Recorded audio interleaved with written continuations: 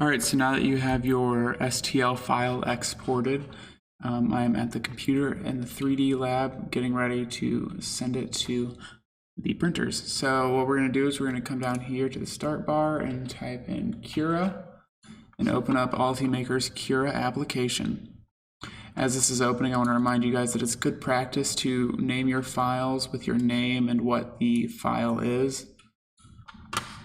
So now that Cura is open, I'm going to drag and drop my model in here.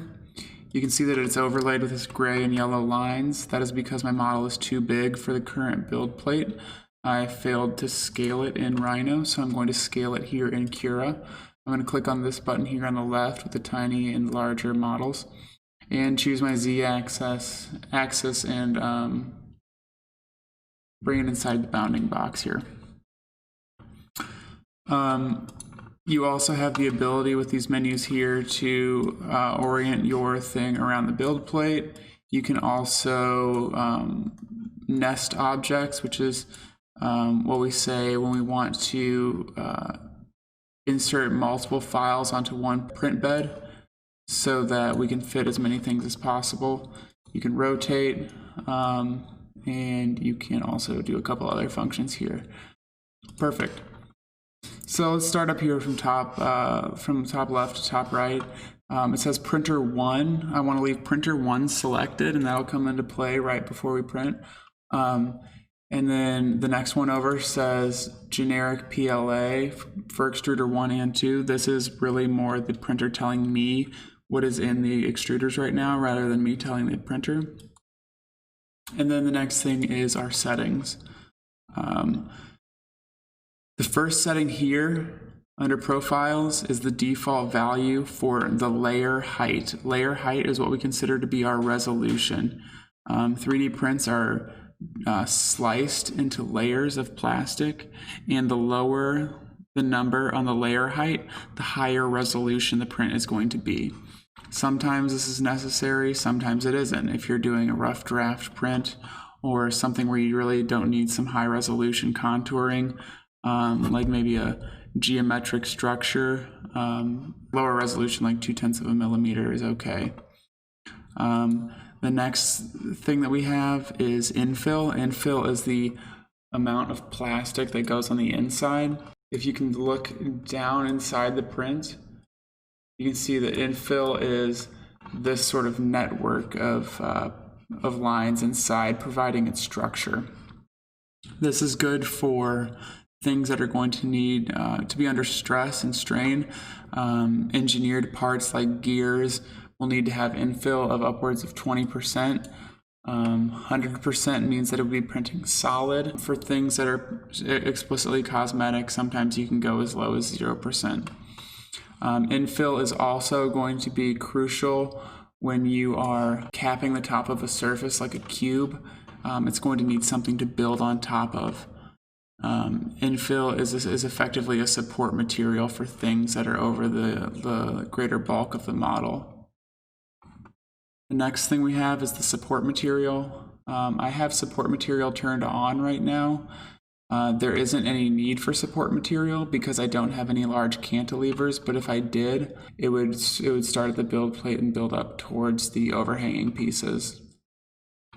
I have my support material selected to be extruder 2. Extruder 1 right now is a white filament. Extruder 2 is a gray filament. That means that I'm going to be able to see more easily where the support material needs to be snapped off from the model. And so sometimes this is a really good practice if you are building something with intricate support materials. And the final thing is the adhesion. Adhesion is going to be what is printed around or on the print itself to get it to stick to the build plate. It's currently turned off. If I turn it on and then re-slice the model, you can see there at the bottom that it's going to print a little brim around the outside to help give the model something to print onto. For something with a flat bottom like this, I've found this step to be unnecessary, so I would turn it off for this print. However, if you're printing something with a less than perfect starting first layer, I would turn it back on. This thing right here is called a skirt. This is mostly to prime the nozzle for printing, so it's going to print a few layers around the print. You can change that in custom settings, and if you open up custom settings, there's a whole mess of settings that you can play with if you choose to be, if you want your print to be a little bit more advanced. However, for straightforward 3D printing, this print settings page is totally fine. One last thing about the settings, when we're thinking about the quality of print and the time that it would take to print, I just want you guys to see what it looks like to have something with 20% infill and a really high resolution print. If we slice that, you'll see that it's going to take a lot longer to print. It's going to take, so we're looking at a 20-hour print. All I did was change my layer height from 0.2 down to 0.06 millimeters. And then if I drag it all the way back up to the top here, what a more rough draft print would look like. It's going to take 4 hours to print. 0.06 is very, very fine. I've seen high resolution prints at 1/10 of a millimeter as well. Once you've gotten your print set up the way that you want it to, and you've sliced it, you're going to see this option here that says print over network. I'm going to click that, and it's going to pop up with another option that says printer selection. You can do automatic, or you can select a printer that you want. If you leave it selected to automatic, what that is doing is that is queuing up all of the prints into a single queue, and it will determine which printer is available first to put your print on. Hit print, and immediately to my right, the printer is started. And once your print is done, you can come pick it up from the lab, and you will be able to pay for it then.